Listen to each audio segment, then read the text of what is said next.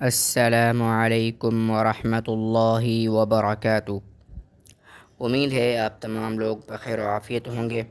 احکام تجوید کلاس میں آپ کا خیر مقدم ہے۔ کل والے سبق میں ہم نے پڑھا کہ حروف قلقلہ کون کون سے ہیں، حروف قلقلہ کا قاعدہ کیا ہے اور حروف قلقلہ کو پڑھنے کا طریقہ کیا ہے۔ آج جو ہم پڑھیں گے اس سبق میں وہ پچھلے والے سبق سے بھی بہت زیادہ اہم ہے۔ جب ہم قرآن پاک کی تلاوت کرتے ہیں تو آیت کے درمیان میں جو ہم ٹھہرتے ہیں اس کی کچھ وجوہات ہوتی ہیں۔ وہ کل 3 وجوہات ہیں جس کی وجہ سے ہم قرآن کی تلاوت کرتے ہوئے رک جاتے ہیں۔ پہلی وجہ ہماری سانس کا ٹوٹ جانا ہوتا ہے۔ دوسری وجہ ہوتی ہے یا تو آیت ختم ہو چکی ہوتی ہے، یعنی اس کے آخر میں گول دائرہ آ جاتا ہے جس کا مطلب ہوتا ہے کہ یہاں پر آیت اور بات مکمل ہو گئی ہے۔ اور تیسری وجہ یا تو وقف کی کوئی علامت آ جاتی ہے جس کی وجہ سے ہمیں وہاں ٹھہرنا پڑتا ہے۔ اسی طرح جب ہمیں کسی آیت پر یعنی قرآن پاک کی تلاوت کرتے ہوئے کسی آیت پر رکنا ہو، آخر میں وقف کرنا ہو، اور اس آیت میں وقف جہاں پر ہم کریں گے وہاں پر حروف قلقلہ میں سے قاف، طا، با، جیم، دال آ جائیں اور یہ ساکن بھی نہ ہوں، تب بھی ان کو ہلکا سا جھٹکا دے کر پڑھا جائے گا۔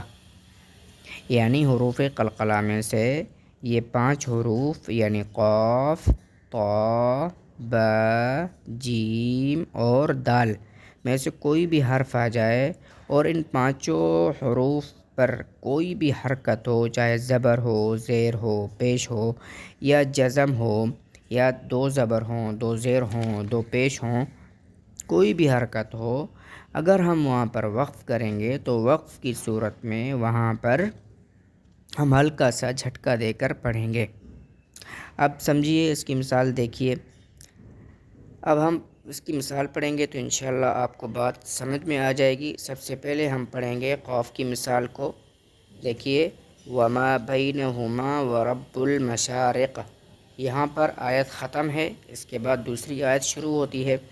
ہم اس آیت کو شروع کرتے ہیں وما سے اور ختم کرتے ہیں مشارق پر، اور مشارق آخر میں قاف ہے اور قاف حروف قلقلہ میں سے ہے اور اس قاف کے نیچے کسرہ آیا ہے۔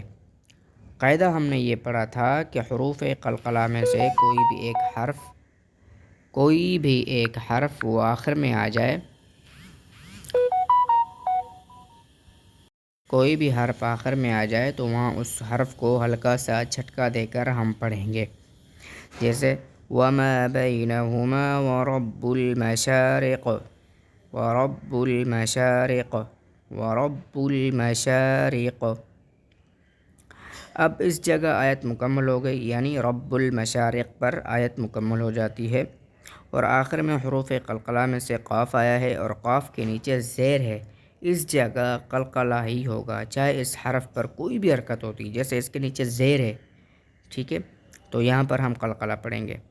اب اس کی آسان مثال آپ سمجھیے، جیسے ہم سورہ فلق پڑھتے ہیں، وہاں ہم آیت کر کے پڑھتے ہیں قل اعوذ برب الفلق من شر ما خلق ومن شر غاسق اذا وقب، یعنی دیکھیں آخر میں یہ حروف قلقلہ میں سے قاف، طا، با، جیم، دال میں سے کوئی ایک حرف آیا ہے۔ اب وہاں پر ہم رکتے ہیں تو ہلکا سا جھٹکا دے کر ہم پڑھتے ہیں۔ ہم نے صرف ایک ہی مثال قاف کی ذکر کی ہے، باقی مثالیں آپ تمام قرآن پڑھتے ہوئے 5 حروف پر غور کریں کہ 5 حروف اگر کسی آیت کے اختتام پر آتے ہیں تو وہاں پر ہم وقف کریں گے، اسی طرح ہی پڑھا جائے گا۔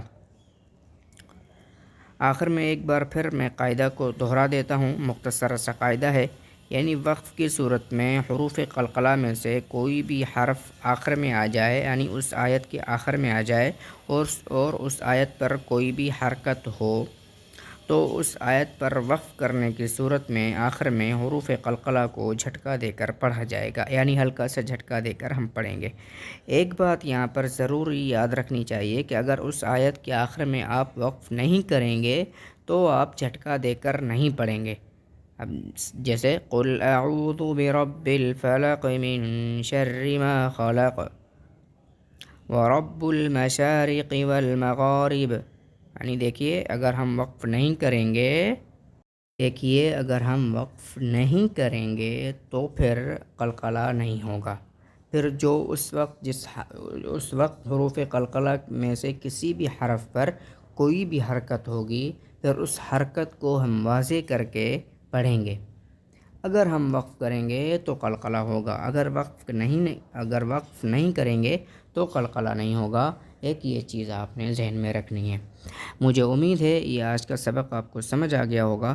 اگر آپ کو ویڈیو اچھی لگی ہو تو ویڈیو کو لائک کر دیجئے اور شیئر کر دیجئے اور ایک اچھا سا پیارا سا کامنٹ کر دیجئے۔